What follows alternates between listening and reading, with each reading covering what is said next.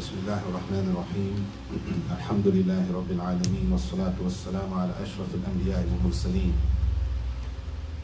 نبينا محمد وعلى آله وصحبه أجمعين ما بعد. So today we're going to start the last chapter of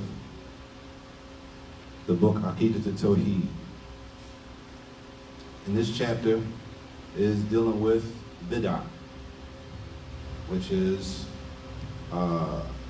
at least in our city, the topic that everybody seems to know so much about.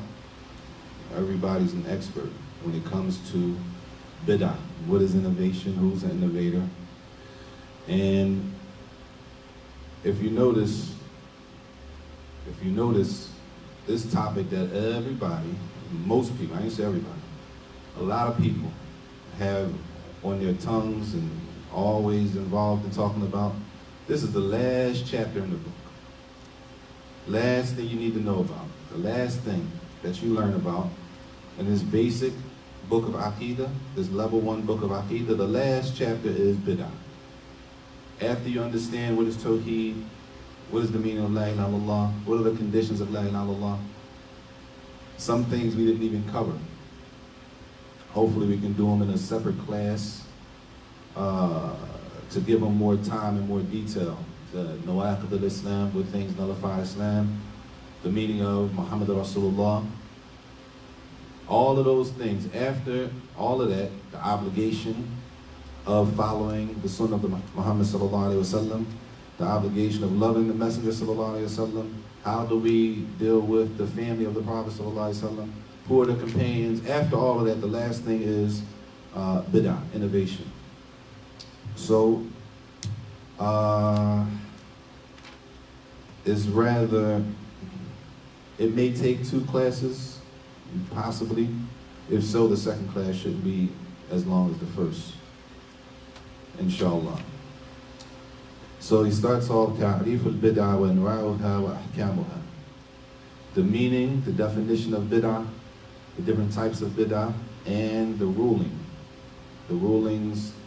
pertaining to innovation. He says, firstly, the meaning of Bid'ah linguistically in the Arabic language. Ta'rifuha fil lugha. The meaning in the Arabic language. مأخوذة من البدع وهو الاختراع على غير مثال سابق. It is taken from a word that means something was invented that didn't have a previous example like it. There wasn't anything like this, and then this new thing came. Before this, there was nothing like this. Clear? This is the linguistic meaning. As Allah says in the Quran, it comes from a word, and Allah says in Surah Al-Baqarah, ayah 117, Badi'u as-samawati wal-ard. The originator of the heavens and the earth, in Allah. That Allah created the heavens and the earth, and there was nothing like that previously before Allah created it. مخترعها على غير مثال سابق. That He is the originator, the creator of it, and it didn't have anything like that previous to it. In another ayah, in Surah Al-Ahqaf, Allah says, قُلْ مَا كُنْتُ بِدْعًا مِنَ الرُّسُلِ. He says, say, meaning, O Muhammad sallallahu alayhi wa sallam, say, مَا كُنْتُ بِدْعًا. مَا كُنْتُ بِدْعًا. Bid'an. That I am not something new regarding the messengers. Meaning what? I'm not new. The fact that I'm a messenger is not something new. Means what? I'm not a new messenger. Because Muhammad sallallahu alaihi wasallam is saying, "Ma kuntu bid'an min ar-rusul." Because I'm saying I'm a messenger, this is nothing new. Meaning,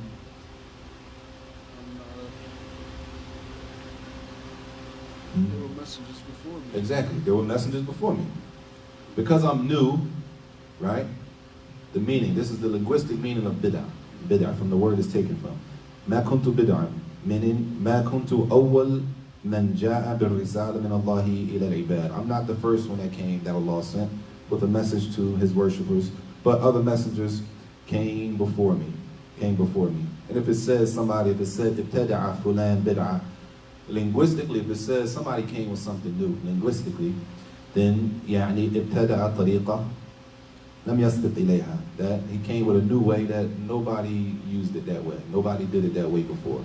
So the linguistic meaning is to come with something new. Something is new, jadid, that wasn't there before. طيب. The word al-ibtida'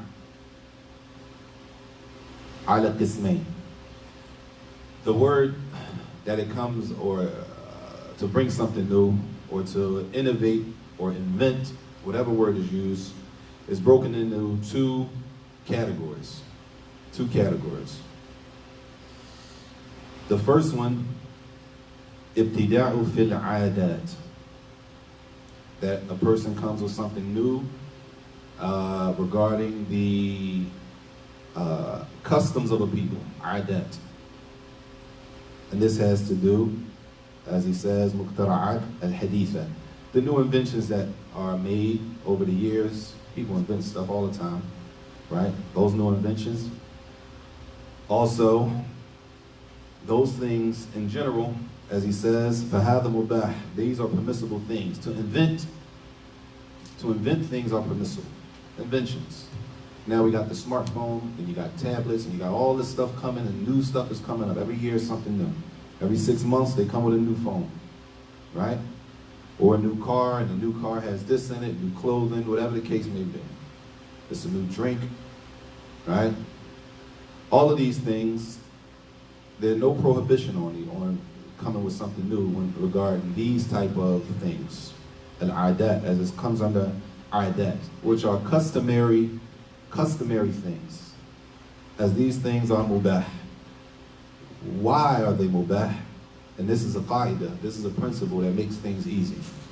When it comes to adat, customs, no matter where you are in the world, this is not restricted to America or Saudi, wherever you are in the world, when it comes to customs, the asl, al-asl,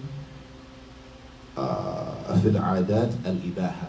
The asl, the origin, when it comes to customary practices, that these things are open and they're permissible to do. Customary practices are open and they're permissible to do. Clear? This is not the same when we get to the second category. We're not saying that, we're saying that what? Customary practices, and whatever is included in the customary practices is going to be mentioned, inshallah. So, for example, Shaykh Abdul Rahman al-Sa'di has a poem on Qawaid Fiqhiyya, a famous poem. And part of the poem, he basically mentions, he gathers the different Qawaid principles to live by, and he put them in poem form, like he said, to make it easier to memorize. So, the bait number 22, he says, وَالْأَصْلُ فِي عَادَاتِنَا الْإِبَاحَةِ. الْأَصْلُ فِي عَادَاتِنَا الْإِبَاحَةِ حَتَّى يَجِيءَ الصَّارِفُ الْإِبَاحَةِ. The origin in adat, customary things, and he's going to explain it. He has his own explanation to his own poem. He wrote a poem and then he explained it himself.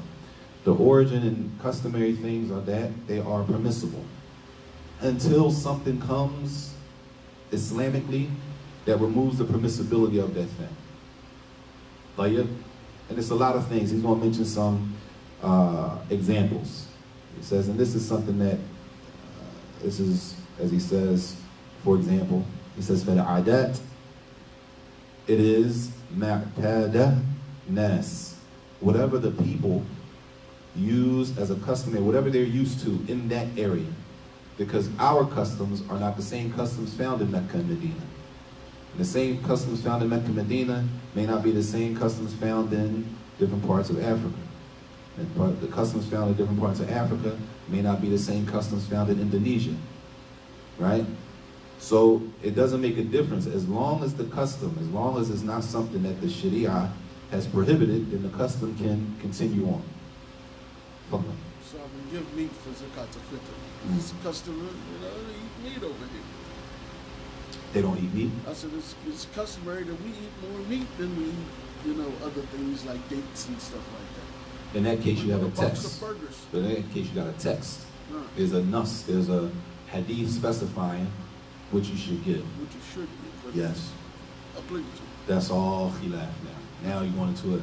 We're going to mention some clear, easy things, because if you get into difference, then that might take it a little, you know what I'm saying, it might not be as clear. Get the principle down with easier things, and then when things come up with khilaf, difference of opinion, you got to deal with those on a case-by-case basis. I was going to say, like, you have Heineken, Mm-hmm. and then you have the non-alcoholic Heineken. Right. Same. Not really. But Heineken is known for Right. alcohol. Mm-hmm. But then you have anything else for non-alcoholic. That's not really. Listen to his example and then see if it's clear. Whatever that the people of those people are used to, from what? Min ma'akid, food. From food, from mashada, drinking, from drinks, whatever's normal that people drink in that area. Right? Now, if we say drinks, you can drink whatever you want, except what? Come on. Except what the Sharia made haram to drink. You clear? Fruit juice, fresh fruit juice, guava juice, orange juice, apple juice. You mixing these two juices, you come up with 6 juices, mix them together, and you make your own name for it. You gonna say that's bidah? Some people do, right? All of these things they're permissible. There's no prohibition on these type of things, right? Wasnaf al-malabis, different types of clothing. Different types of clothing. It's permissible to wear different types of clothing as long as they don't conflict, as long as it's not something that the Sharia has prohibited us from doing. So, right now, what's in is tight pants for men, right? Like, tight pants for men is in conflict with the Sharia. It became a norm, not for everybody, but it's spreading, and the norms could change. The customs could change with people, they change over time, right? It's becoming a norm. And because it's norm with the people doesn't mean it's okay Islamic, right? But some things are normal with the people and they don't go against the Sharia. For example, we go here, if we're going to, if somebody's having a dinner, somebody's graduating, right, and they invite you to the graduation, generally for the men, when you prepare yourself, what do you do? Get fresh. Presentation. All right, get fresh, meaning what? You might give them fresh stove, Fresh stove, what else? Nice kufi. Nice kufi, or what else? Some oils. Some oils, tell you what else? Something specific, Sneakers. a cut. Cut. At least you're gonna get a shape up, out, something. All right, that's us, that's our norm. In Mecca and Medina, that's not the norm in Saudi Arabia, because the norm is that when you go to a dinner or something, you're gonna put on a shimag. That's customary to them. But that's not our custom. Our custom, we go to a dinner, something like that, we get what? Shape up, something. Put on something, that's customary, that's normal practice between the Muslims and the non-Muslims. Clear? Tayyib. Food and drink, and there's some clothes that we wear, is normal practice between the Muslims and the non-Muslims. When it comes to something that goes against, or Islam has prohibited it, then that's when you have the problem with as far as custom practices and norms between the people. When it goes against the Sharia, you with me? And this is a major also because it makes things easy. What's the prohibition on? What do you mean I can't drink energy drinks, for example? Right? What's in it? What's the also? The also is that you can drink them. Now, as far as what's the best thing to do, should you be drinking that many a day? That's a different situation. The also is that what? We can drink as long as the Sharia didn't make it haram, which we know is khamr, liquor, then you can drink it. Is that the best thing to do? Should you be drinking one every day? You drink 2 while you're on your shift? All of that is debatable. He's talking about the origin of it. Tayyib. He says, wal kalam. Also the way we speak. The norm of the people in your area, the way you speak. Permissible. As long as it's not something that doesn't fall into a prohibited area. So for example, every city has slang. We say John, right? It's John crazy. A John to us could be anything, right? Muslims use it, non-Muslims use it. It's nothing that is explicitly that anybody would say is degrading or disrespectful, or you don't say it around kids. It's a normal thing that people say. Like if you go to DC, they got a different word to use on the same level, right? If you go to New York, New Jersey, it's different. Every place you go, they got a different word. It's a norm. And what happens when people bring their norms from another place to your area? What happens? Huh? It's weird. It's weird. People look at it, where you from? Right? Because you went outside of the norm here. This is our norm here. Around here, we don't do that. Right. So you can't be from around here. And since you're not from around here, we're going to give you a pass. That's a lot what's going on in our city. Brothers, they ain't from here. So I know you don't know, so I'm going to let you go. I'm going to let you slide. Right? So when it comes to speech or maybe the way people get around, transportation, all of those things are norms. They are customary practices. The origin of them is that they are permissible. Now, why is that? How? The question is, how do they come up with this? Say just, you can do everything's permissible as far as customary practices based on what? Has to be some dalil, right? Because they don't come up, or the man don't extract principles and qawaid just from themselves. It's always dalil attached to it. It says the dalil is the ayat from Surah Al-Baqarah, ayat number 29. Where Allah says, وَهُوَ الَّذِي, it says, هُوَ الَّذِي خَلَقَ لَكُم مَا فِي الْأَرْضِ جَمِيعًا. He is the one who created for everything that is in the earth for you. He created everything that is in the earth for you all. Everything is for y'all to benefit from, as the ulama explained. He says this ayat proves that Allah created خَلَقَ لَنَا جَمِيعًا مَا فِي الْأَرْضِ لِنَنْتَفِعْ بِهِ عَلَى أَيِّ وَجْهٍ مِنْ وُجُوهِ الْإِنْتِفَاعِ. This ayat proves that Allah created everything in the earth for us to benefit from, however we want to benefit from it. Unless, what? Unless the Sharia prevents us from benefiting from it like that. So can we eat grapes? We can eat grapes. You can eat grapes. You can do other things with grapes. Wine can be made from grapes too. Are we allowed to make wine and sell wine? No, but that doesn't mean we can't eat grapes. Right? So, everybody with me? That's how it goes. Until the Sharia comes and puts a limit on it, it's permissible to do it. Fil adat, customs. Because grapes don't have nothing to do with deen. You with me? Grapes don't have anything to do with deen. Speech, the way we talk, don't really have anything to do with deen. Right? Sometimes though, like we got now, right? For example, we share Muslims, non-Muslims. If you're from Philly, you know John. Right? Muslims, non-Muslims. There's other words we got. Shout out, hit, whatever words we use. Right? It's specific to us. But yeah, until something comes that Islam doesn't allow. Like what? Cursing. Huh? Cursing. Cursing. Foul, vulgar speech. Cursing doesn't allow. Islam doesn't allow cursing. It's not allowed. It's not allowed in Islam. It's not allowed.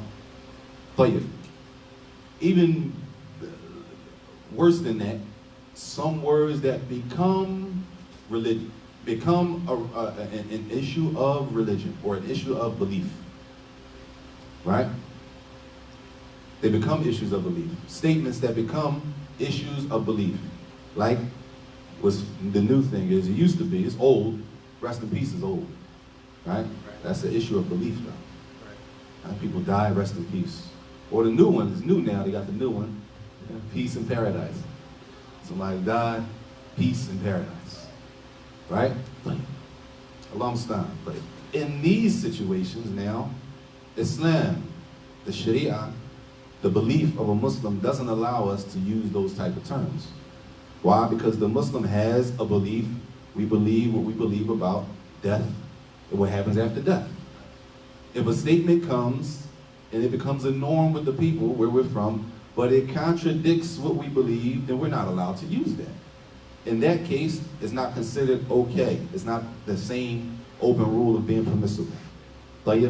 So he says that is the dalil for that. All of this falls under the first type of ibtida', bid'ah. The first type of bid'ah is in customary norms of people. And from each place you go in the world, America has norms that Africa doesn't share, and Canada might not even share, that Mexico doesn't share. We have our own norms. If you go specific, the East Coast, we have norms, and the West Coast have norms, and the Midwest and the South, inside of America. If you go only East Coast, the Northern East has norms, they have customs, and the Southern, it gets specific the deeper you go, right? Kensington, West Philly, it goes that deep. All of those things, as long as they don't go against the Sharia. The second type of ibtida' is the one that most people are familiar with, and this is ibtida' fi din. Ibtida' fi din, to bring something new regarding the religion. The first one, the first ism, the first category is open, it's permissible, ibaha. This category, the asl, fahada muharram.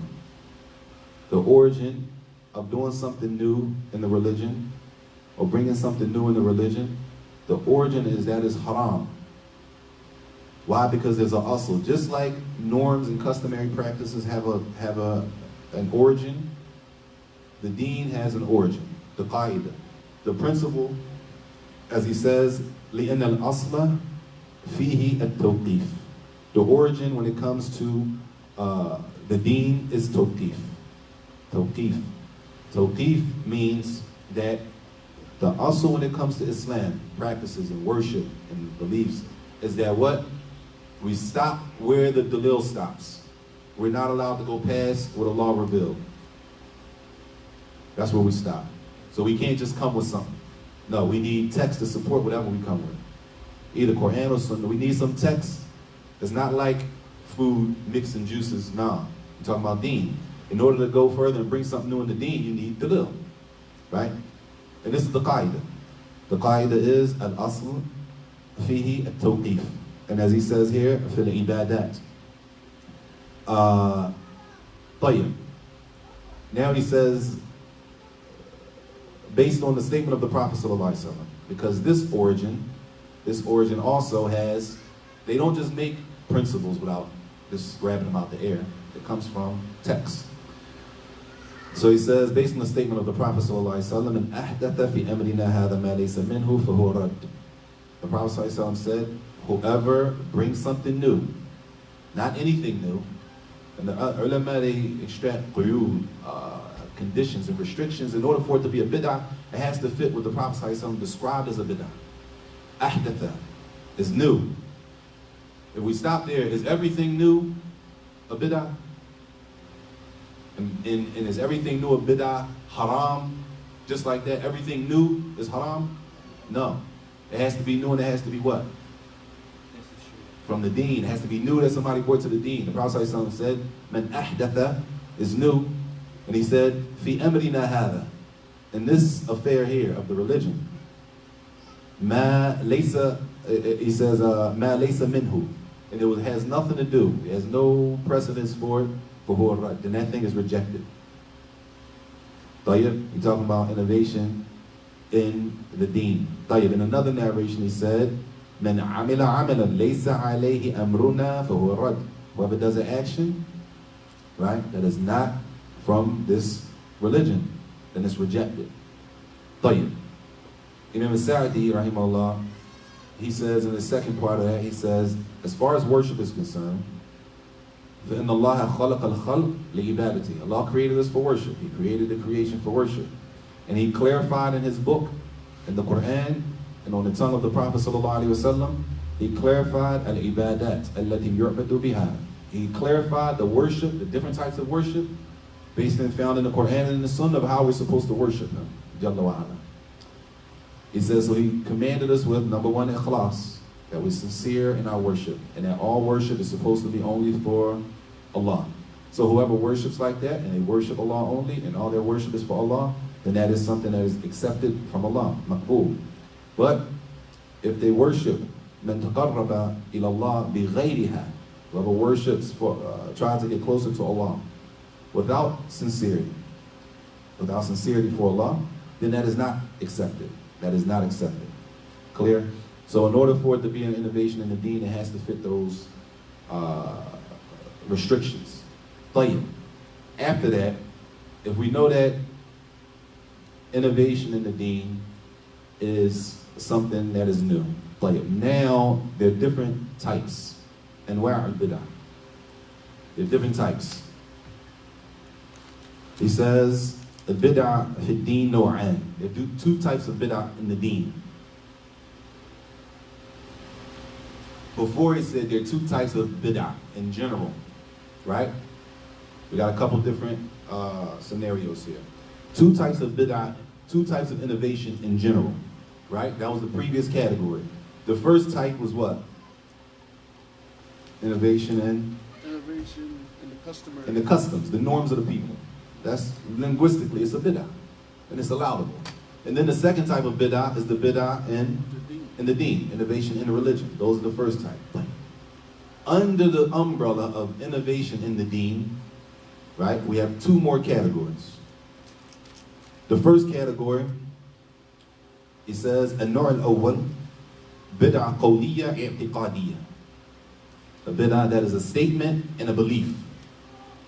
It's a statement and a belief. And it gets a bit technical, but the examples, inshallah, the examples will make it easy. Right? So he says, for example, you have the statements, the maqalat jahmiyyah, wal-mu'tazila, wal-rafida, وسائر الفرق الضالة واعتقاداتهم. The statements and the beliefs of the different groups of misguidance, the different groups of bid'ah. Right? Like the Jahmiyyah. That's one group he mentions. There's a group called the Jahmiyyah, and they have a specific group, they have a specific belief. And there's another group, the Mu'tazila, the Rafida, the Murji'ah. So for example, what would this look like if we talk about the Murji'ah? Because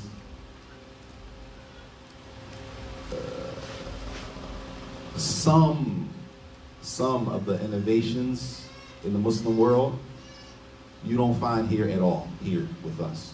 And then you find some. Some are closer to where we are, and some you don't find at all. Like you don't find people worshiping graves here, right? But you go to some different places, you find people worshiping graves, worshiping people in the graves. It's not something that's, not that it doesn't happen. Yeah, not that it doesn't, wait, don't stop, man. not that it doesn't happen, but let's just say what's normal, what's the most spread thing. Some things you don't really find it, like, and some things you do find. Some things are more closer and more relatable to what we're looking at. So the Murji'ah, for example, a group of innovators, is not just they're innovators. No, why are they innovators? What makes it an innovator? What makes it new? What makes it not from the religion? What makes it rejected, as the Prophet ﷺ said? It's new, it's not from the deen, and it's rejected for whoever does it. If you look at the aqeedah of Ahl Sunnah and Iman, the belief, Ahl Sunnah say belief is a statement that a person says, a belief in the heart, and actions on the limbs, right? Sometimes a person's faith in Iman is high and sometimes it's low, based on all the dalil in the Quran and the Sunnah, right? This is the aqeedah of Ahl Sunnah. The Murji'ah say no, they come with something new. And they're different, they have different levels themselves. They're not all on the same page. In their own thing, they're not all on the same page. But what do they say? They say, Iman shay'ain. It's only two things. Ahl Sunnah, based on the dalil, say what? 3. Statement with your tongue, believe it in the heart, and you act on it with your limbs. All of this from Iman. They can't be separated. They say, no, it's only 2. This is a statement of theirs, and it's a aqeedah, it's a belief. This is bid'ah. طيب. They say it's only 2. Tasdeeq bil qalb wa iqrar bil lisan. As long as you got it in your heart and you say it on your tongue, then you know, that's Iman, you're good. Right? This is bid'ah. What type of bid'ah?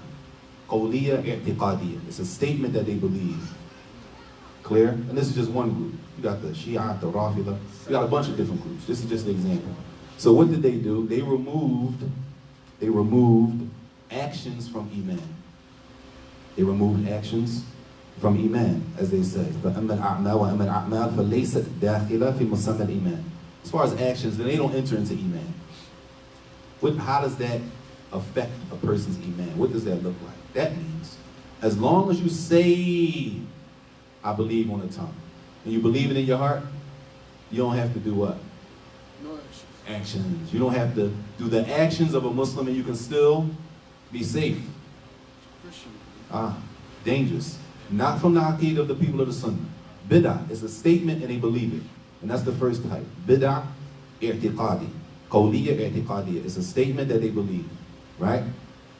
And a lot of people, we're not saying that they're murji'ah, but they're close to this path of what? I pray here, I believe, I'm this, I'm that, I'm good. I'm still this. I can do anything I want to do, because the next thing they also say, the murji'ah, Iman doesn't increase and decrease. Iman is just what it is. No matter what you do, it's still the same. Ahl Sunnah say what?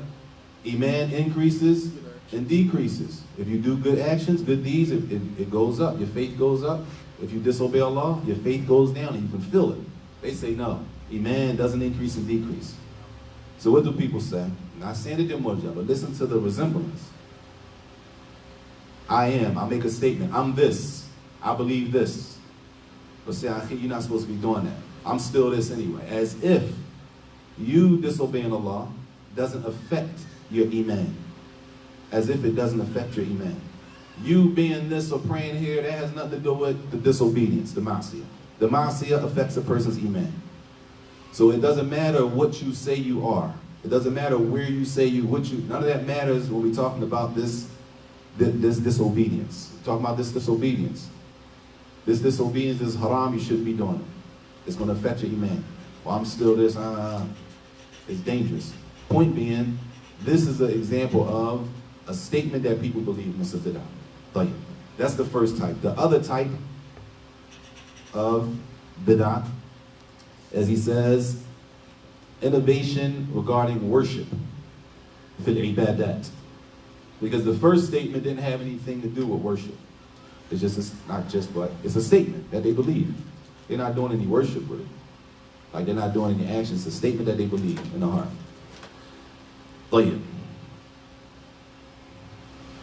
Like what? And then he's going to bring different examples. He says, كَتَعَبُّدْ لِلَّهِ بِعِبَادَةٍ لَمْ يُشْرَعْهَا. Like people worshiping Allah, trying to get close to Allah with worship that has not been sanctioned in the Quran or in the Sunnah. That type of worship, like that, has not been allowed in the Quran and in the Sunnah. And what's the asl of worship? The asl of worship is what? Intention. Huh? Intention? Nah. The asl, the origin, and customs and norms is what? It's allowable. Customary practice of people, what y'all eat, what y'all drink, that's what y'all wear. It's allowable as long as it doesn't contradict the Sharia. Like, what's the origin of worship? It's that it's impermissible unless you have a text for it. Hey, you are tawqif. You can't do any type of worship unless you have a text. Clear? So what is a person trying to do now? They're trying to worship with something that hasn't been allowed for them to do it. You're not allowed to worship like that. You have to worship, we all have to worship how Allah prescribed for us to worship in the Quran and the Sunnah. Period. We're not allowed to come and you say, you know what? I know Dhuhr is 4 rak'ah, but I'm feeling good today. I had a double shot. Yeah, I'm going to just do 5. You with me? It's not allowed. The asl is a tawqif. You need text in order to go past that. I know how Ramadan is 30 days, 29. Today is their Eid, right? Ramadan is 30 days. I know it's their Eid, but I'm going to just fast today because I'm just in the vibe. I'm vibing and I'm feeling it. It's not allowed. You with me? All worship has to stop where the text stopped. طيب. He gives an example. The first example. ما يكون في أصل العبادة بأن يحدث عبادة ليس لها أصل في الشرع. The first one in worship is that a person comes with something, you don't find that anywhere. You don't find that type of worship anywhere in Islam. Right? They come with something, there's nowhere you can find that. Where do you trace that back to? Quran, Sunnah, like, where do you find the people worshiping like that? right? It has no basis in Islam, right? Like what? As he says, a person can yahdith salat ghayr mashru'ah. Somebody comes with the 6 obligatory prayer. Islam got 5 obligatory prayers. Or they come with a prayer that has no, where you get that prayer from? They come with another prayer and try to make it obligatory. Or even try to say it's sunnah, right? Or they come with a fast. Some type of fast that has no basis. Who fasts for that reason? What is that based on? And they say this is a form of worship, we're doing it for this, and they got their reason.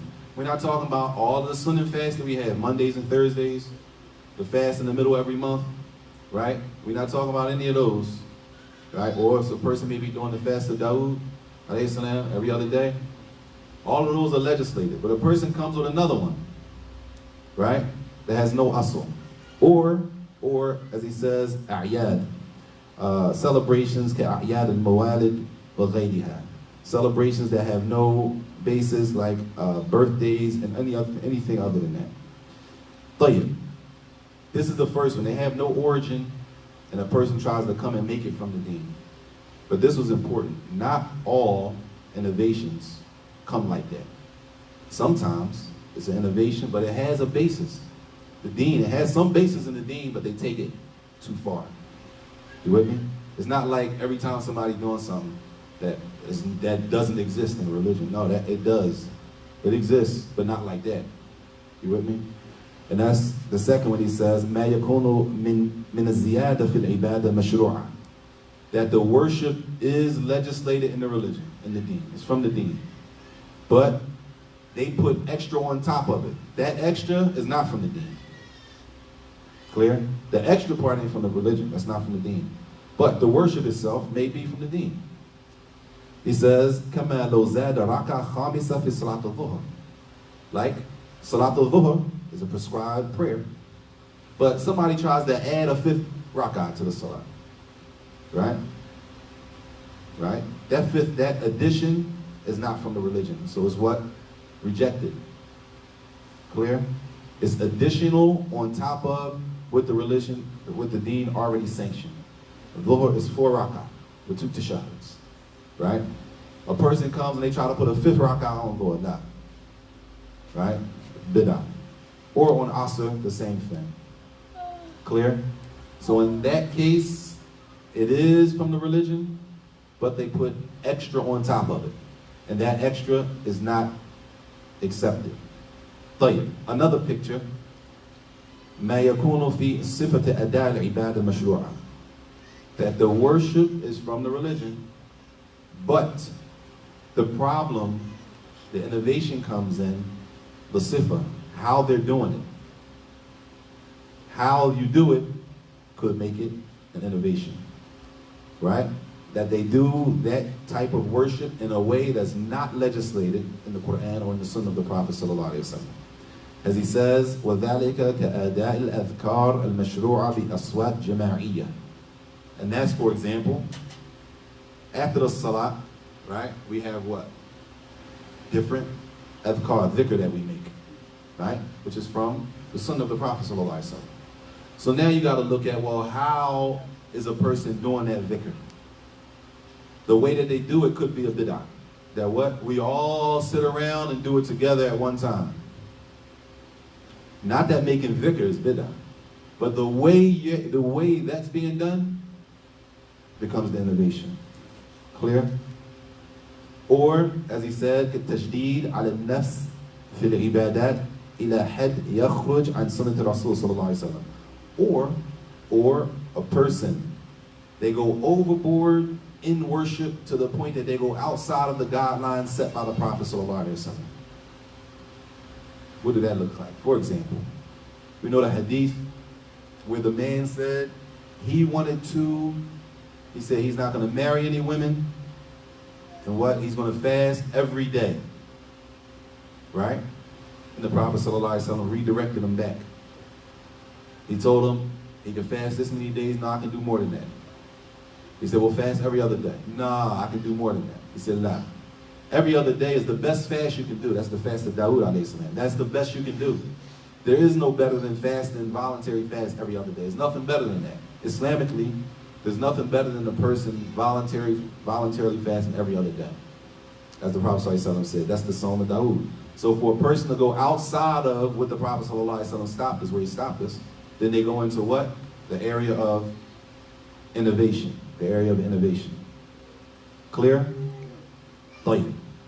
The last section, he says, ما يكون بتخصيص وقت للعبادة مشروعة.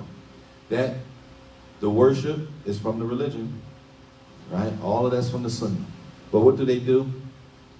They specify a specific time that you have to do that worship, right? They specify a specific time that you have to do that worship, and that specific time was not specified in the Quran or in the Sunnah, but they specified it, right? So they came with something new as far as what? The time. You got to do it at this time. He says, for example, al-asl, as-siyam wal-qiyam mashru'. The origin is that the voluntary in Islam, that a person can stand up for tahajjud at night. Qiyam al-layl, the pray tahajjud. Or fasting, right? But it says takhsisuhu, lakin takhsisuhu biwaqt. من الأوقات يحتاج إلى الدليل. But for you to specify that we should stand at this night, at this time, at this month, you need dalil for that. Now, if you just want to stand every night, you want to stand in every other night, but for you to specify, yo, we need to fast tomorrow. For what? It's Monday. It's not Monday. It's Tuesday. What's tomorrow? What do we have from the Sunnah to specify that we should fast tomorrow? You say, well, this is the day my father died. We need to pray Shaddu'a Fajr on this day. This is the day my father died. Right?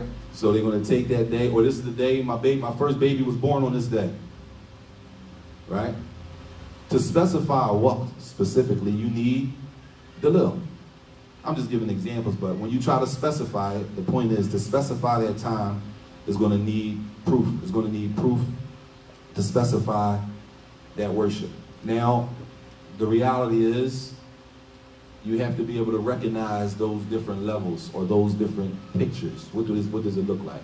Most people just say, Bidah, innovation. What is the innovation of it? If you ask a person, what does innovation mean in English? Right? People might not know. Realistically, the person might not know. Because it's not like a word now. Outside of this type of circle, people don't walk around in the street talking about this is an innovation. Look at this innovation over here. You know what I'm saying? So in English, they might not even know what innovation means. Right? That's just the reality we'll be dealing with. But everybody, as if it's something light, it's not something light. This is the last chapter of Aqidah book, innovation we're talking about. To bring something new. And those are the different pictures. It can look a bunch of different ways. It can look a bunch of different ways. So it's not something that should be, we should rush to. طيب. The next thing, it says, حكم البدع في الدين بجميع أنواعها. What is the ruling on all types of innovation in the religion? Every bid'ah, كل بدعة في الدين فهي محرمة والضلالة. Every innovation, everything brought new in the religion, whatever category it falls under that we just spoke about. Whether a person is adding something, they're trying to specify time, they went overboard, all of them are haram, impermissible in Islam. And all of them are considered misguidance. A person is not on the right path as long as they are doing what? The reality of innovation is that a person does what? Moves the thing from its place, its proper place. They do. What are they doing? They either subtract a thing or they add a thing. They're taking something away from the religion. Or they're adding something to the religion that Allah didn't add. Allah didn't put that there. The Prophet ﷺ didn't teach us that. So how do you come and specify a time that we need to do something? How do you come and add something? Which means in reality, when a person does that, they've left the guidance of the Prophet ﷺ. They've left the guidance of the revelation. And that's why there's a statement here, and it says, discussing the reality of bid'ah. And it comes under some of the specifications, or how do you know, or how to identify a bid'ah? And it says, innovation has specific characteristics or so. And one of the characteristics, it says, أن البدع لا تكون إلا مناقضة لمقاصد الشريعة. That new thing only comes to go against the Sharia. It only comes to go against what Allah already legislated something. The Prophet ﷺ already legislated something. You come with something new. They haven't come with that. It hasn't come in the Quran and Sunnah. So it only goes against. It only goes against. So if you try to go outside of the guidance of the Prophet ﷺ, you're going against the guidance. Real simple, real clear. That's why the most important thing is to learn what is the Sunnah. First, again, we went through this whole book of learning what the Sunnah is, what is Tawheed, what are the conditions of Tawheed, what are the conditions of La ilaha illallah, what does it mean La ilaha illallah, Arkan La ilaha illallah, Arkan al-Shahada, meaning of the Shahada. You learn all of that first. Who was the Sahaba? Learn all of that. After all of that, if you know that, it'll be easier to spot anything going against that. Because most times in the deen, in the text, innovations are warned against in general. Most of the time, innovation is spoken about in general. It doesn't specify, for example, if you say this, then this is innovation. Or you say what? Every innovation is a going astray. Every going astray is misguidance, right? Anybody brings something that's not from this affair of ours into the deen, it's rejected. Whoever does an action that's not from this, it's rejected. It's general, right? There may be some texts that specify, but the majority is general. The prohibition is general. So he says, as we find in the hadith here, where the Prophet ﷺ said, وَإِيَّاكُمْ وَمُحْدَثَاتُ الْأُمُورِ, and beware of newly invented, as we say, matters, new things introduced into the religion. You have no basis for it, or it falls under one of those categories. You have no text to support we have to do this at this time. There's no text to support that you can add something on at this point, right? So he says, sallallahu alaihi wasallam, after that, فَإِنَّ كُلَّ مُحْدَثَةٍ بِدْعَةٍ. Every time something comes new, that's considered an innovation. وَكُلُّ بِدْعَةٍ ضَلَالَةٍ. And every innovation is misguidance, that a person has left the guidance of the Prophet sallallahu alaihi wasallam. And then he brings the next hadith, مَنْ أَحْدَثَ فِي أَمْرِنَا هَذَا مَا لَيْسَ مِنْهُ فَهُوَ رَدٌّ. Whoever introduces, brings something new into this deen that is not from it. And how do we know if something is from the religion? How will we know? You have to have knowledge. You have to have knowledge. So everybody can't face Bidah. There you go. You have to have knowledge. New Muslim. Walk around talking about, is this a Bidah? What's Bidah? Everything will be Bidah to them. Everything Bidah. Everything is Bidah. You can't do this, you can't do that. And those things, a lot of times, are from the first category.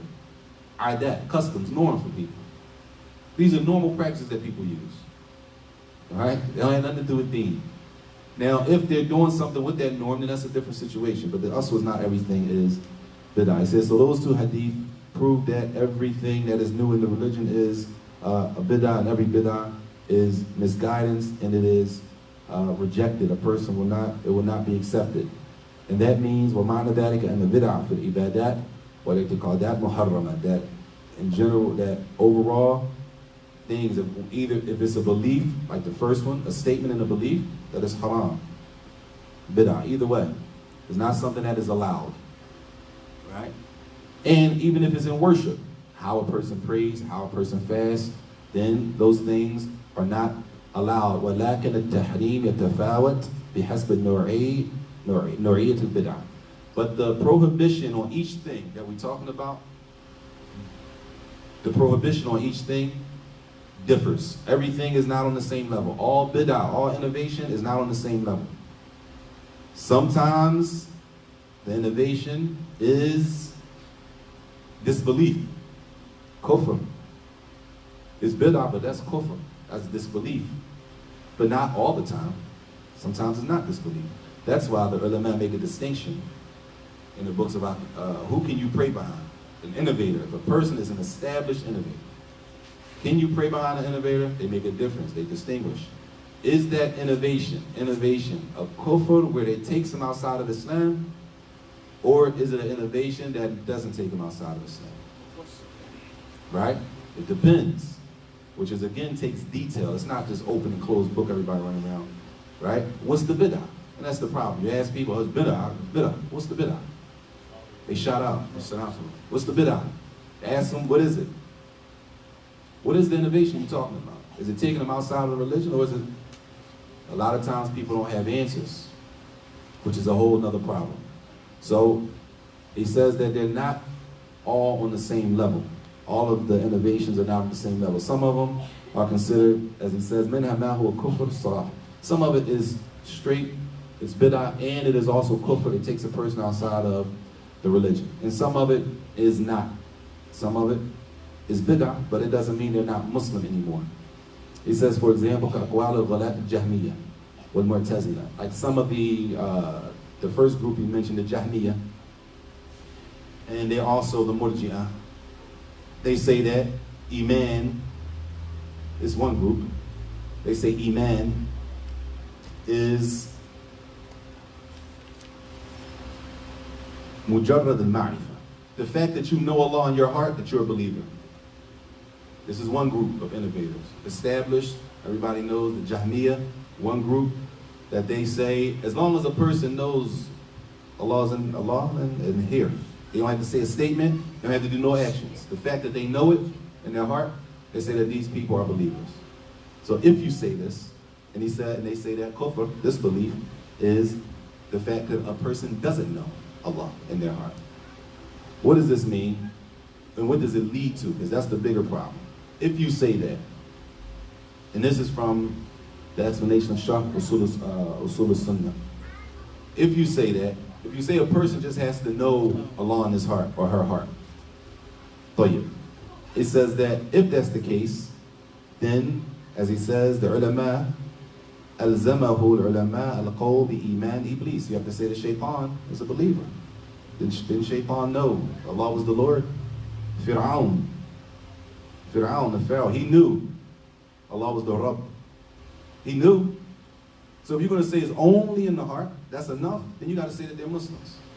And this is how the ulama deal with people with, as we say, academics, right? Not just a bunch of screaming and scaring people and making these phrase catches. No. What's the bid'ah? And what chapter does it fall under? Where can, all right, boom, let's make ta'yin, let's specify what it is. Are they still Muslim or are they not? Like, where are we going with it? So this is one example. They say, the Jahmiyyah, their bid'ah leads them to kufr. Right?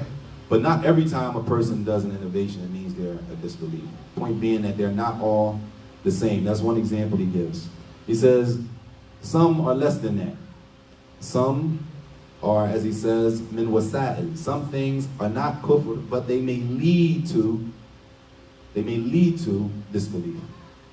He says, for example, as-salah wa du'a at the grave. Making salah and making dua at the grave. That is what could lead to disbelief.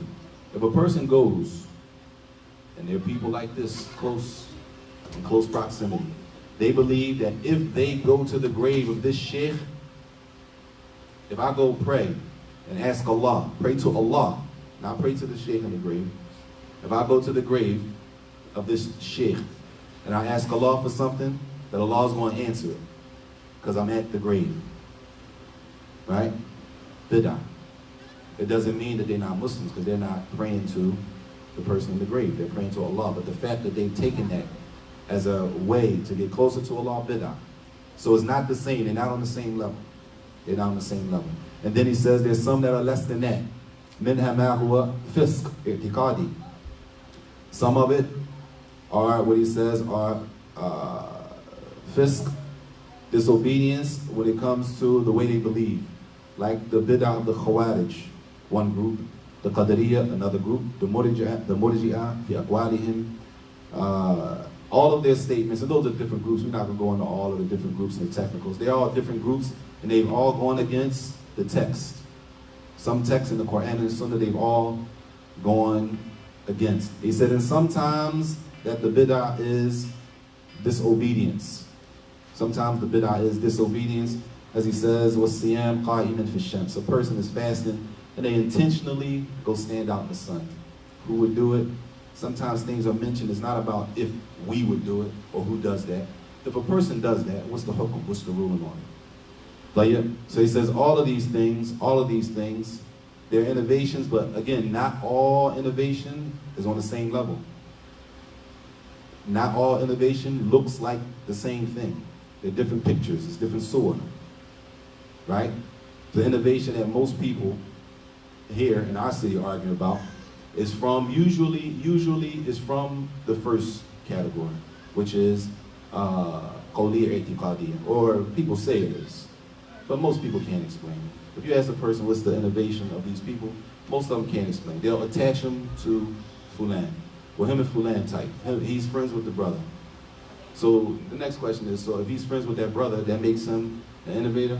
They say, well, you're on the deen of your companion. They use these general statements without any explanation to the hadith.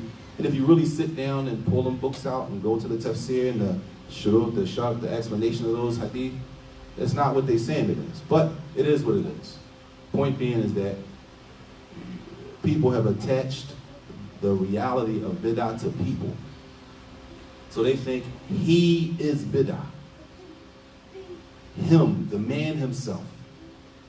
When in reality, you may be doing, the person sitting next to you is practicing the bid'ah, or he has some belief, or she has some belief that's an innovative belief. It's not attached to people, it's attached to a description. If it's new, it's something new, introduced into the religion, that's not from the religion or it falls under, that's what the bid'ah is. And before you can say that somebody is an actual innovator, those things have to be established. Meaning, a person, they did what? They did this, they did that, okay. The fact that they did that bid'ah, total clear. Okay, they did a bid'ah. That's what he did? Yes, I saw him do it. Okay, does that mean he's an innovator now? They did a clear bid'ah. Does that mean that the person is now an innovator? The ulama do not explain it like that. That doesn't mean that he or she becomes an innovator that day. That day right now, you did this, now you're an innovator. It doesn't work like that. Not with the people of knowledge. With the ignorant people who don't know any better, like a lot of us, then yeah, I saw you pray at such and such masjid, so now, you know, you got some cloud over you, and you become with them. I saw you talking to this sister, and she prays at such and such, so now you're an innovator. It has nothing to do with any of this. And if you ask them any of this, they won't be, more than likely, they don't know. And instead of saying they don't know, they'll say, what? Oh, you just want to argue. You don't want the hop. I tried to explain it to them, they ain't want it. Y'all had nothing to do with none of this. Wallahu musta'an. We're going to stop there, inshallah, for the adhan. Any questions?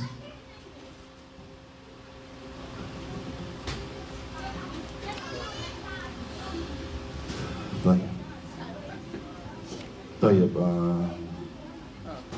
So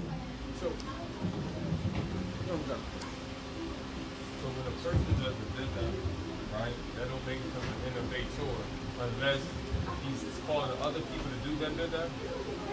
Unless he's calling, not necessarily he has to call other people, but conditions and shurut have to be in place in order for that to be placed on the person.